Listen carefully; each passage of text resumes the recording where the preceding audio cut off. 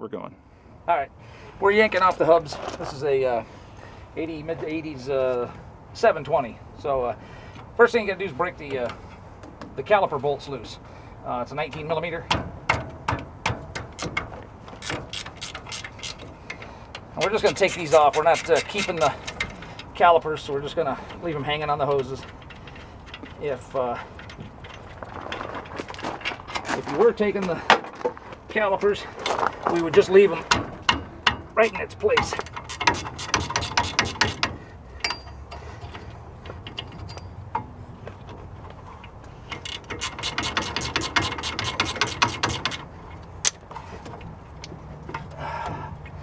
Gotta find that sweet spot where they...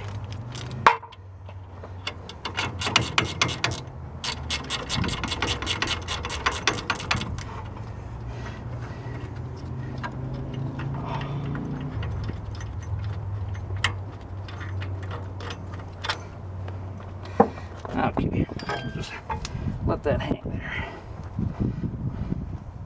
One of the tricks with the gear wrench is the way that jaw points is the way that it grabs. Oh, okay. Okay.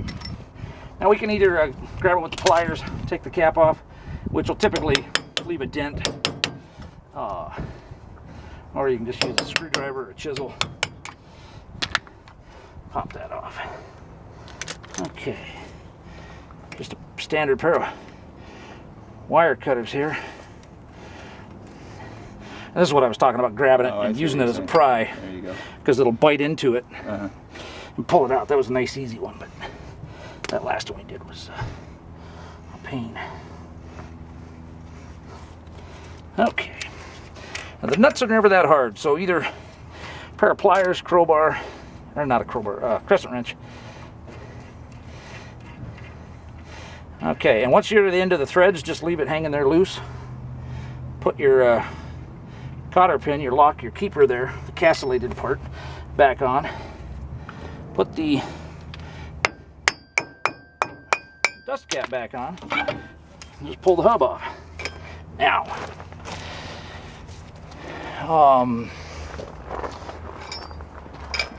let me grab the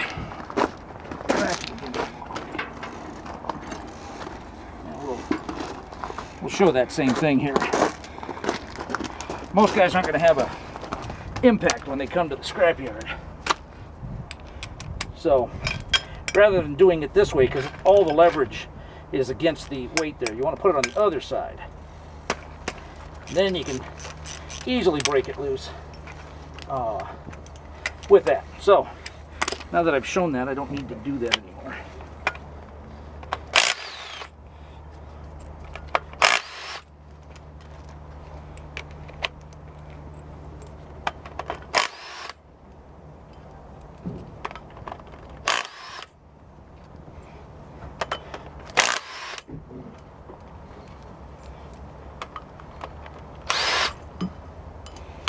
Okay, so you don't want to take the hammer and hit here trying to get the hub out. You want to turn it over and smack the rotor that you're not going to keep.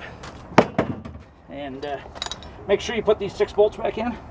And that's pretty much all there is to it. At this yard, the hub is about $23 with a $3 core, something like that. Maybe 22 with a $3 core. And that's pretty much all there is to it. You might as well buy new rotors. It's not worth the cost, because by the time you buy the used one and have it turned, it's going to cost you as much or more than a brand new one. Calipers, most places sell with this bracket, but the cheapest way to get the caliper is to have this bracket already and just buy a replacement caliper.